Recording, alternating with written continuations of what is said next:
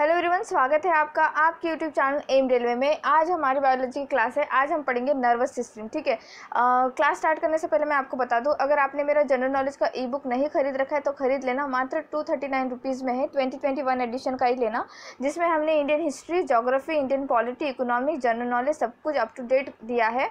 And जब आप इसको ख़रीदना चाहोगे तो क्या करना, डिस्क्रिप्शन बॉक्स में लिंक दे रखी है, उस पर क्लिक करना। आप डायरेक्टली मेरे ऑनलाइन स्टोर पर पहुंच जाओगे और वहां से आप इसको बाय कर पाओगे। ठीक है, ऑल सब्जेक्ट्स वाला ही लेना, क्योंकि देखो एग्ज़ाम में सारे सब्जेक्ट से क्वेश्चन आने वाले हैं, तो आप एक भी सब्जेक्ट को अगर छोड़ोगे तो रैंक पीछे रह जाएगी। ठीक है, रिस्क मत लेना लाइफ में, इन्वेस्टमेंट करें ये सोचकर आप हर जगह इन्वेस्टमेंट कीजिए, अच्छी बुक्स खरीदिए, अच्छे से उसका रिविजन कीजिए। चलिए क्लास स्टार्ट करते हैं। ओके, नर्वस सिस्टम में देखो क्या होता है ना कि हमारी बॉडी में जो कोऑर्डिनेशन होता है, जैसे कि हमने पढ़ रखा है, जब हम खाना खाते हैं, ठीक है, वो खाना पचाने का काम हमारा स्टमक करता है, हमारा जो पेट है वो खाना पचाने का काम करता है। हमारी जो बाकी की जैसे स्मॉल इंटेस्टाइन है, लार्ज इंटेस्टाइन है, वो खाना अब्जॉर्ब करने का, जितना भी हमने खा रखा है उसको कन्वर्ट करने का, प्रोटीन को अमीनो एसिड में कन्वर्ट करने का काम करता है। किडनी किस तरह से काम करती है, हमारे बॉडी से जो भी वेस्ट प्रोडक्ट है वो बाहर निकालने का काम करती है। रेस्पिरेटरी सिस्टम हमारे बॉडी को सांस लेने में हेल्प करती है। तो ये सारी चीज़ें जब होती रहती है तो ऐसा तो नहीं है कि हम हमारे पेट को कह रहे कि हाँ खाना खा लिया, चल अब इसको पचा कर दिखा, ऐसा तो हम कुछ कहते नहीं हैं ना। हम ऐसे कह रहे कि हमको सांस लेने के लिए सोचना पड़ रहा है 1 मिनट के लिए भी या 1 सेकंड के लिए भी। तो ये सब किस वजह से होता है, ये होता है नर्वस सिस्टम की वजह से। नर्वस सिस्टम क्या करती है, सारी चीज़ को कोऑर्डिनेट करती है, हर चीज़ सीक्वेंस वाइज करती है। जैसे खाना खाया तो उसको पचाना, उसको बाहर बॉडी के बाहर उसको फेंकना, फिर जो भी एक्सक्रीटरी सिस्टम से वो उस वेस्ट को पूरा बॉडी से बाहर निकालना, रेस्पिरेशन में जो कार्बन डाइऑक्साइड है उसको निकालना। तो ये जो सीक्वेंस वाइज चीज़ें होती है ये सारा नर्वस सिस्टम करता है। तो नर्वस सिस्टम में हमको 2 टाइप जो है वो पढ़ना है। एक है सेंट्रल नर्वस सिस्टम, दूसरा है पेरिफेरल नर्वस सिस्टम। ठीक है, देखो सेंट्रल नर्वस सिस्टम में मेन पॉइंट जो है, सेंट्रल नर्वस सिस्टम में ही सब कुछ कोऑर्डिनेशन का काम होता है। बाकी जो पेरिफेरल नर्वस सिस्टम है, ये सारे जो मैसेज होते हैं, बॉडी के मैसेज पहुंचाने का काम ब्रेन को करता है और ब्रेन उस पर एक्शन देने का काम करता है। जैसे आपने अचानक से किसी गर्म पानी में अगर हाथ डाल दिया या गर्म चीज़ को हाथ लगा दिया, तो आपको जो एक सिग्नल जाता है हाथ से डायरेक्ट ब्रेन को कि हम, तो बॉडी क्या करती है, एक सिग्नल ब्रेन को प्रोवाइड कर रही है, ब्रेन फटाक से आपको सिग्नल दे रहा है आपके उस हाथ को कि हाथ वहाँ से निकालो। तो इसमें with in a second, nano second का वक्त लगता है। ऐसा क्यों, क्योंकि आपका ब्रेन बहुत अच्छे से काम कर रहा है। ठीक है, तो हम सेंट्रल नर्वस सिस्टम में पढ़ेंगे ब्रेन के बारे में और स्पाइनल कॉर्ड के बारे में। और पेरिफेरल नर्वस सिस्टम में देखो, पेरिफेरल नर्वस सिस्टम में 2 टाइप आते हैं, वो आगे हम पढ़ेंगे। तो central nervous system it consist of brain and the spinal cord. It is that part of the nervous system which runs longitudinally along the axis of the body. It is hollow and protected inside the axial skeleton. अच्छा, जो हमारा brain होता है वो बहुत ही fragile होता है, बहुत ज़्यादा नाजुक होता है और इतना ज़्यादा कॉम्प्लेक्स होता है। अगर उसको कुछ भी इंजरी होती है तो एक तो ऐसा होगा कि आपका जो सिस्टम है वो बिगड़ जाएगा, आपका बॉडी बिगड़ जाएगा या फिर आप मर जाओगे। ठीक है, तो इस तरह से चीज़, अगर आपकी इतनी प्रोटेक्टेड चीज़ है, इतनी फ्रेजाइल चीज़ है, तो मदर नेचर हमको ऐसे ही तो नहीं प्रोवाइड कर देगी, उसको प्रोटेक्शन देगी। तो अल्टीमेटली हमारे स्कल के अंदर, हमारी जो ये स्कल होती है उसके अंदर हमारा ब्रेन बहुत ही ज़्यादा प्रोटेक्टेड होता है। ऐसा नहीं है कि ब्रेन अब इतना प्रोटेक्टेड एरिया है, इतना ज़्यादा कोऑर्डिनेशन सिर्फ और सिर्फ ब्रेन की वजह से होता है। तो ऐसा तो हो नहीं सकता कि इसको हम ऐसे ही 24/7 बिना सिक्योरिटी के रखें। जैसे मैंने आपको कहा था कि लंग्स जो होते हैं हमारे, जो हम सांस लेने के लिए यूज़ करते हैं, वो बहुत ही ज़्यादा फ्रेजाइल होते हैं, बहुत ज़्यादा नाजुक होते हैं। तो इनको प्रोटेक्शन देने के लिए क्या होते हैं, हमारे रिब्स होती है, ये हमारी 12 हड्डियाँ होती है हर एक साइड पर। इसी तरह से मदर नेचर ने, भगवान ने, गॉड ने हमको इस तरह से बना रखा है कि हमारे जितने भी फ्रेजाइल पार्ट्स है बॉडी के, वो हमेशा 24/7 प्रोटेक्टेड रहे। इसीलिए हमारा ब्रेन जो है ये स्कल में प्रोटेक्टेड रहता है हमेशा। ठीक है, ये बात आपको जान लेनी है। Next, peripheral nervous system. Peripheral nervous system it is that part of the nervous system which is made of nerves and ganglia that come out as the CNS and spread laterally. देखो जैसे कि यहाँ से जो भी signal आएगा, ठीक है, जो ब्रेन से सिग्नल आएगा तो वो बॉडी के दूसरे पार्ट्स में जाने के लिए पेरिफेरल नर्वस सिस्टम काम करता है, ये आपको जानना है। और बॉडी के जो भी सिग्नल्स है, इम्पल्स है, वो ब्रेन को पहुंचाने का भी काम कौन करता है? पीएनएस करता है। सीएनएस, पीएनएस, ये दो ही पॉइंट अगर आप अच्छे से पढ़ लोगे कोऑर्डिनेशन ऑफ ह्यूमन या फिर नर्वस सिस्टम में, तो आपका नर्वस सिस्टम पूरा अच्छे से कंप्लीट हो जाएगा। तो सीएनएस जो है सेंट्रल नर्व सिस्टम में सबसे मेन आता है ब्रेन। अब हम हमारे दिमाग के बारे में बात करते चलो। तो ब्रेन देखो, ब्रेन के 3 पार्ट में डिवाइड कर रखा है। एक है मतलब फोर ब्रेन, दूसरा है मिड ब्रेन और तीसरा है हिंड ब्रेन। फोर ब्रेन मतलब सामने वाला हिस्सा, मिड ब्रेन जो मिडल वाला हिस्सा है, और हिंड ब्रेन मतलब जो हमारा पीछे वाला हिस्सा है ब्रेन का। हिंड ब्रेन को छोटा ब्रेन भी कहते हैं, मतलब लिटिल ब्रेन कहते हैं या फिर छोटा दिमाग। आपने सुना होगा कि दिमाग जो हमारी सर के पीछे जब बहुत ही ऐसे जख्म वगैरह हो जाती है या फिर एक्सीडेंटली हमको वहाँ पर अगर कोई चोट लग जाती है तो हमारा ब्रेन काम करना बंद कर देता है, याददाश्त चली जाने जैसी चीज़ें होती है। मूवीज़ में तो बहुत ज़्यादा देख रखा है हमने ये। तो हिंड ब्रेन को चोट लगना एक तरह से हमारे लिए एक डेंजरस होता है, ठीक है। तो हिंड ब्रेन के बारे में ये कहा जाता है कि वो लिटिल ब्रेन है, छोटा ब्रेन है, तो वो भी हमेशा प्रोटेक्टेड रहता है, ये याद रखना। अच्छा, ब्रेन जो है हमारे स्पाइनल कॉर्ड के साथ, ये है ब्रेन और ये है स्पाइनल कॉर्ड, ये ऐसे जुड़ा हुआ होता है, तो इसको जो है ग्रेट होल कहते हैं, ठीक है। ये भी क्वेश्चन बहुत बार बनता है, इसको कहते हैं ग्रेट होल, ओके। जो ब्रेन स्पाइनल कॉर्ड के साथ जुड़ा होता है, कनेक्टेड होता है। तो फोर ब्रेन जो है ये 3 पार्ट में डिवाइडेड है। इसके 3 पार्ट है, एक है सेरिब्रम, हाइपोथैलेमस और एक है थैलेमस। सेरिब्रम जो है वो फोर ब्रेन का सबसे बड़ा हिस्सा है, ये याद रखना है आपको, ये क्वेश्चन बनता है, ठीक है। लार्जेस्ट पोर्शन ऑफ ब्रेन या फिर फोर ब्रेन ये होता है सेरिब्रम। क्या होता है? सेरिब्रम होता है। अच्छा, सेरिब्रम जो होता है is a part of brain which is known for the capacity of think and make decision. मतलब हम जो लॉजिकली सोच पाते हैं, किसी भी तरह की रीजनिंग जो कर पाते हैं, जैसे कि अभी मैंने आपको जस्ट कोई क्वेश्चन पूछ लिया कि हमारे ब्रेन के कितने पोर्शन होते हैं या कितने पार्ट होते हैं, तो आप ये क्या कर रहे हो, आपने लॉजिकली सोच लिया कि 3 पार्ट होते हैं, जैसे कि मैंने अभी आपको बताया। तो ये जो लॉजिकली रीजनिंग होती है ये सेरिब्रम में होती है, ठीक है। हाइपोथैलेमस क्या करता है? हाइपोथैलेमस जो है आपको प्यास लगना, ठीक है, आपको काइंड ऑफ आपकी बॉडी का टेम्परेचर जो है वो हाइपोथैलेमस से ही कंट्रोल होता है। तो ये काम किसका होता है? हाइपोथैलेमस का होता है।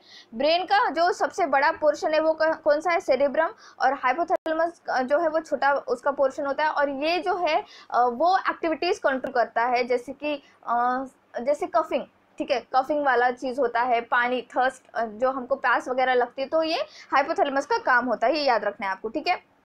अच्छा, वन मोर थिंग, जो हमारा सेरिब्रम होता है ये स्मेल जो हमको आती है ये इसी की वजह से, मतलब ये सेंस करता है कि स्मेल जो हो रही है वो हम जो खुशबू ले सकते हैं, बदबू ले सकते हैं एंड ऑल। हियरिंग जो हम सुन पा रहे हैं, हम जो देख पा रहे हैं, ये सब कुछ जो एक्टिविटीज़ होती है वो सीएनसी के द्वारा ही होती है, सेंट्रल नर्व सिस्टम के द्वारा होती है। और वो जो एक्टिविटीज़ जो कवर करता है या फिर कंट्रोल करता है वो करता है सेरिब्रम, ठीक है।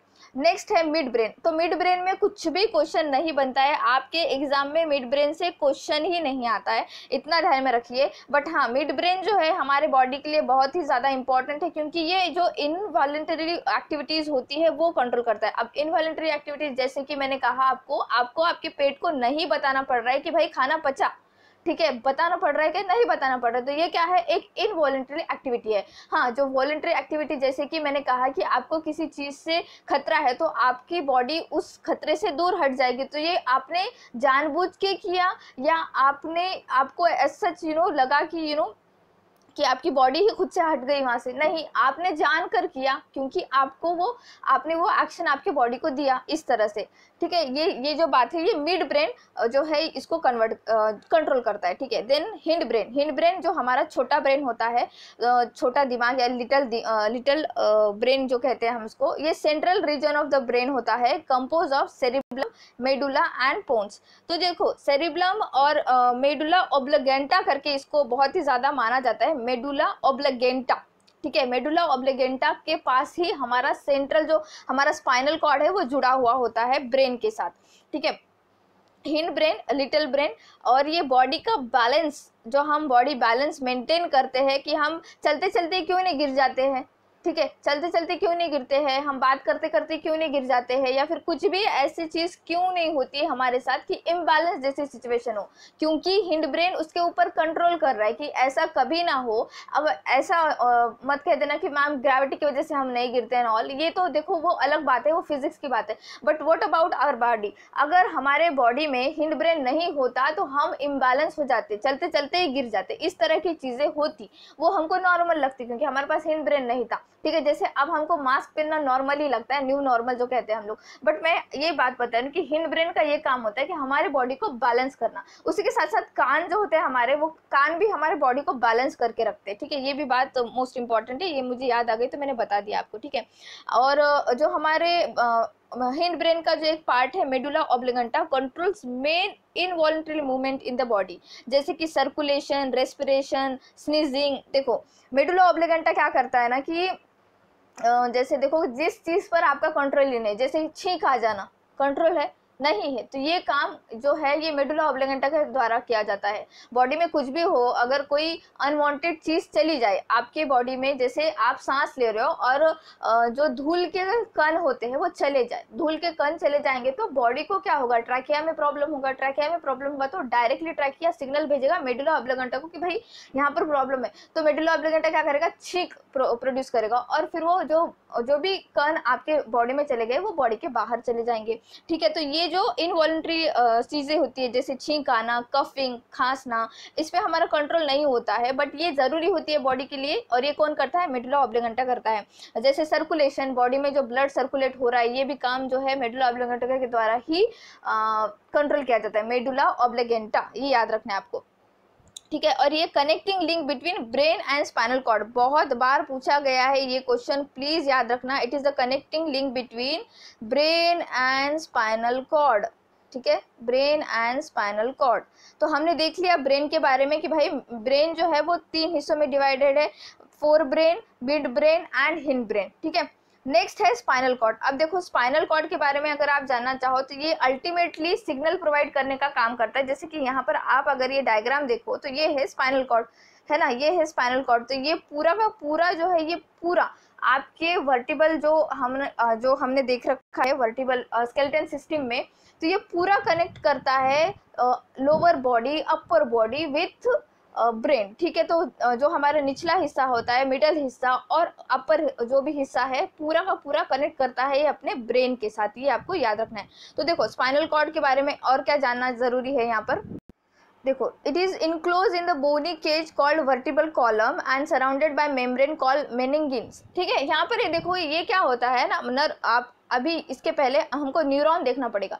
अब न्यूरॉन क्या होता है, ये structural and functional unit of nervous system होता है, जो हमारे बॉडी में सारी ये चीज़ें जो हो रही है, कोऑर्डिनेट, सीक्वेंसिंग, सब कुछ जो हो रहा है, हर चीज़ ये न्यूरॉन के द्वारा होता है। अगर न्यूरॉन ना होता तो ये चीज़ें नहीं होती। जैसे हमने किडनी में पढ़ रखा है कि हमारे बॉडी में जो भी जो यूरिन वगैरह हमारे बॉडी से निकल जाता है, जो भी वेस्ट मटेरियल हमारे बॉडी से निकल जाता है, जस्ट बिकॉज हमारे बॉडी में किडनी है और किडनी के अंदर नेफ्रॉन काम कर रहे हैं। उसी तरह से जो न्यूरॉन होता है वो नर्वस सिस्टम में मोस्ट इंपॉर्टेंट पार्ट होता है। इसको structural and functional unit of nervous system कहते हैं एंड ये डायरेक्ट क्वेश्चन है, तो याद रखना। अच्छा, जो न्यूरोलॉजिस्ट होते हैं, ठीक है, जो न्यूरॉन की स्टडी करते हैं या जो माइंड की स्टडी करते हैं, ब्रेन की जो स्टडी करते हैं, या फिर ब्रेन सर्जन जो होते हैं उनको न्यूरोलॉजिस्ट कहते हैं। जैसे किडनी की स्टडी करना है या फिर किडनी का ऑपरेशन वगैरह करते हैं तो उनको क्या कहते हैं, नेफ्रोलॉजिस्ट कहते हैं। ठीक है, ये भी आपको याद रखना है।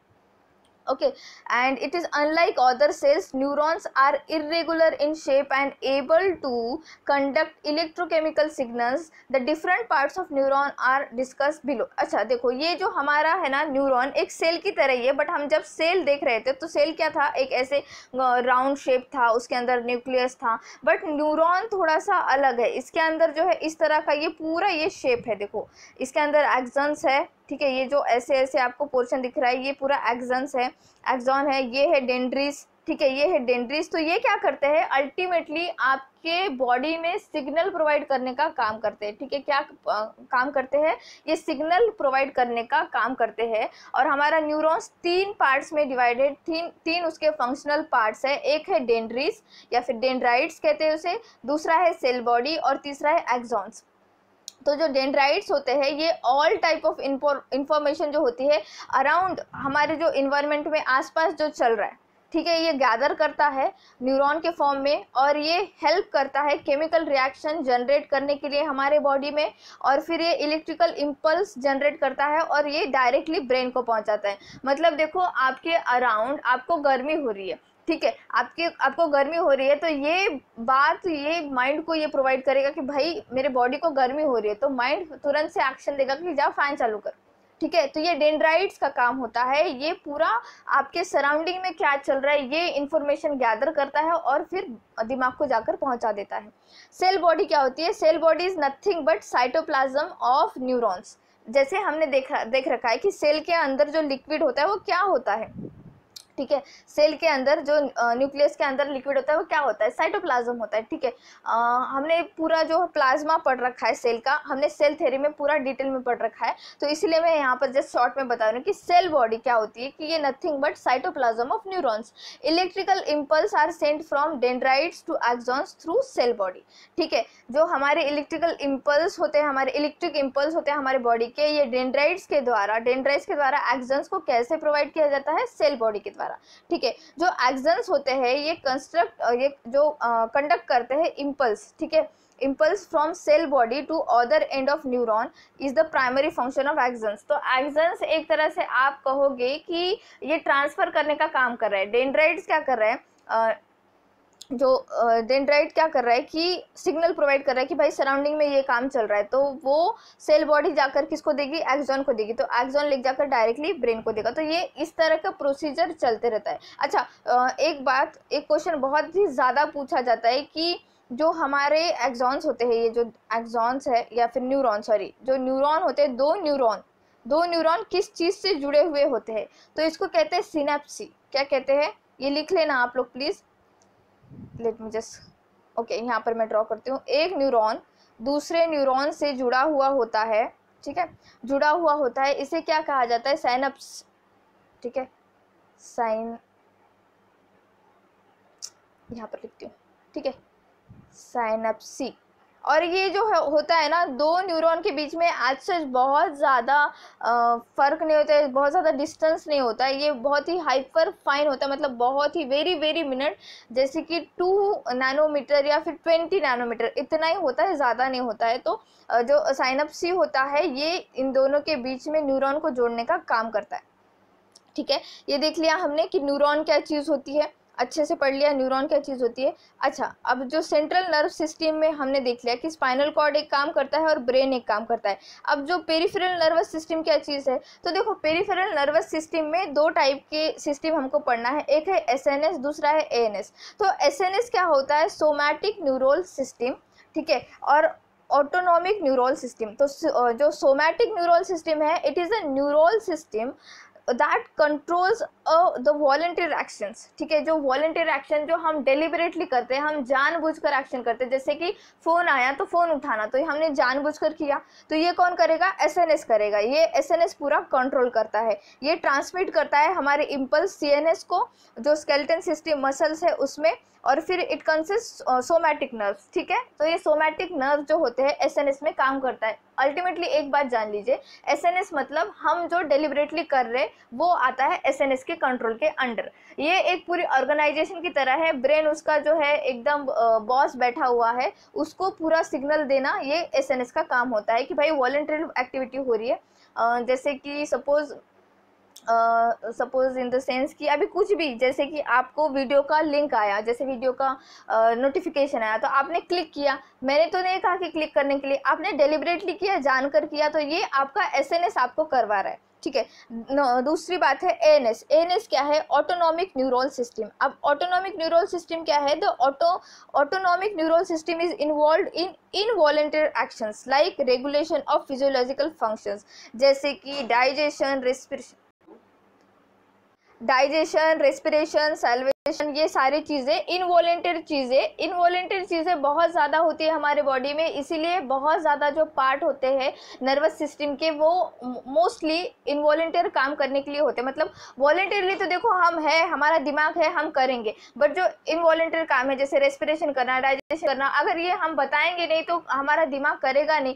मतलब अगर वो नर्वस सिस्टम अगर बताएगी नहीं तो हमारा दिमाग करेगा नहीं, तो अल्टीमेटली क्या होगा कि हमारी बॉडी खराब हो जाएगी। तो ये चीज़ को ज़्यादा से ज़्यादा ध्यान देना पड़ता है, तो वो एएनएस में हो जाता है। ठीक है, जैसे देखो अगर आप कुछ शॉकिंग चीज देख लेते हो तो आपकी आंखें ऐसी बड़ी हो जाती है। आपको किसी ने कहा आंखें बड़ी करने के लिए? नहीं, बट एएनएस करता है। वो क्यों करता है? कि भाई वो चीज आपको ग्रैब करनी है। ठीक है, कोई शॉकिंग चीज देख ली, वो आपकी आंखें बड़ी हो जाती है। कोई ऐसी एकदम से बहुत ज्यादा लाइट देख ली, आपकी आंखें छोटी हो जाती है। मतलब जैसे ही धूप में चले जाते हो आप, घर में से अगर बाहर निकलो और बहुत ज्यादा धूप है, बाहर निकलो तो क्या होता है, आंखें छोटी हो जाती है। क्यों हो जाती है?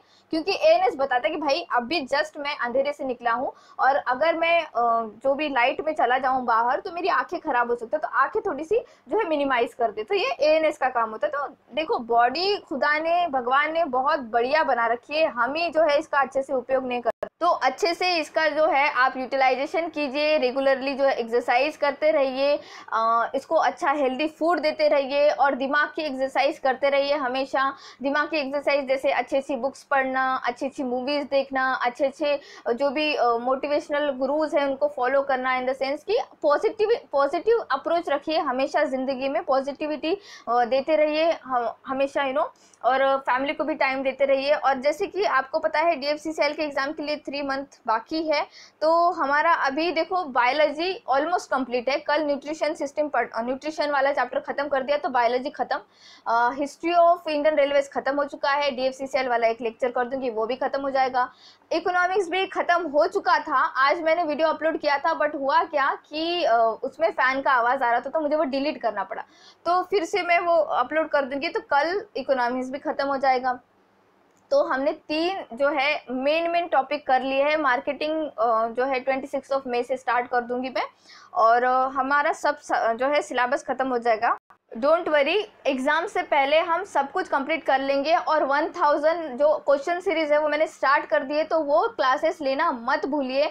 नर्वस सिस्टम में कुछ भी अगर समझ में नहीं आया, कहीं पर भी डाउट है, तो प्लीज़ कमेंट सेक्शन में कमेंट करना। और अगर वॉइस आ रहा था बैकग्राउंड वॉइस तो प्लीज़ मुझे माफ़ करना, एंड उसके लिए थोड़ा सा please cooperate with us. And thank you so much for watching. Please subscribe my channel, share this video, like this video, and please keep revising. Thank you.